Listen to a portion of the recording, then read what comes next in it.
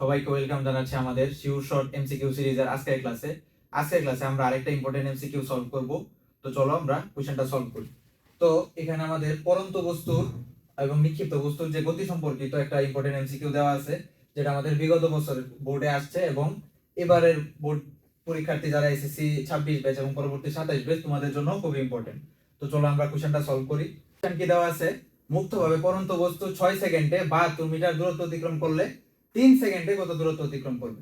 তো মুক্তভাবে পরন্ত বস্তু আমাদের তিনটা সূত্র আছে পরন্ত বস্তু মেইনলি।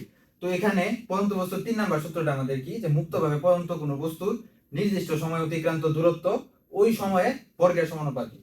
ধরো মুক্তভাবে আমি যদি কোনো একটা বস্তুকে নিচ দিকে ছেড়ে দিই, তাহলে ওই বস্তুর নির্দিষ্ট সময়ে অতিক্রান্ত দূরত্ব ধরো যদি h হয়, ওইটা হবে তার ওই সময়ের বর্গের সমানুপাতিক, h proportional to t square. যে তার যে মোট অতিক্রান্ত দূরত্ব, এই মোট অতিক্রান্ত দূরত্ব অতিক্রম করতে যে সময়টা, ওই সময়ের বর্গের সমানুপাতিক হবে অতিক্রান্ত দূরত্ব। আচ্ছা, মানে h proportional to t square. এখন এখানে যদি আমি সমানুপাতিক চিহ্নটা তুলি, তাহলে আমার একটা ধ্রুবক লিখতে হবে h ইকুয়াল টু ধরো kt স্কয়ার, সমানুপাতিক একটা ধ্রুবক দিলাম, by h by t square দিকে নিয়ে আসলাম ইকুয়াল টু k।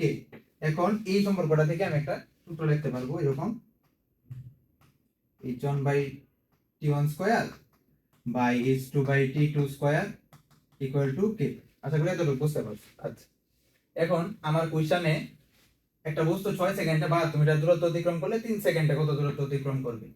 প্রথম ক্ষেত্রে ধরো ফার্স্ট কেসের আমার সময় দেওয়া আছে t1 এবং দূরত্ব দেওয়া আছে h2, এবং দ্বিতীয় ক্ষেত্রে আমার শুধু সময়টা দেওয়া আছে t2 এবং আমার কত দূরত্ব অতিক্রম করবে h2, এটা আমি বের করব। আচ্ছা, এই যে একটা সূত্র আমি এখানে লিখলাম, এখান থেকেই এন এর জাস্ট এই মানগুলো বসাইলে আমার কোশ্চেন সলভ হয়ে যাবে। এই ফর্মুলাটাকে আমি আরেকটু যদি এভাবে মডিফাই করে লিখি, ধর আমি তো h2 এর মান বের করব, তাহলে h2 টা আমি বাম দিকে নিয়ে আসলাম, h1 বাই h2, তাহলে t1 স্কয়ার এর দিকে উপরে চলে যাবে, t2 স্কয়ার। এই জায়গায় সবসময় একটা কথা মনে রাখবা, যে যদি কোনো সমানুপাতিক সম্পর্ক থাকে, যেমন h proportional to t square, তো এই ধরনের সম্পর্ক থাকলে এই h1 এবং t1 এই যে একই রেখা বরাবর থাকবে, h2 এবং t2 এই যে একই দিকে থাকবে যদি সমানুপাতিক হয়, আর ব্যস্তানুপাতিক হলে এর উল্টা হবে। আচ্ছা, এখন জাস্ট এখানে আমি মানগুলা বসাই দেই। ধরো আমি যদি মানগুলা বসাই এখানে, তাহলে আমি কি পাইলাম, h1 by h2 t1 square by t2 square.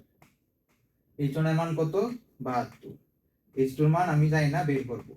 t1 এর মান হচ্ছে 6, তাহলে কত হবে t1 স্কয়ার 6 স্কয়ার, t2 এর মান কত 3 স্কয়ার। এখন উভয় পাশে যদি এই জিনিসগুলো একটু উল্টাই দিই, তাহলে h2 উপরে চলে যাবে, ধরো 72 নিচে আসবে, তাহলে এদিকে 3 স্কয়ার উপরে গেলে 3 থেকে 9, 6 স্কয়ার 36 হয়ে গেল। এখন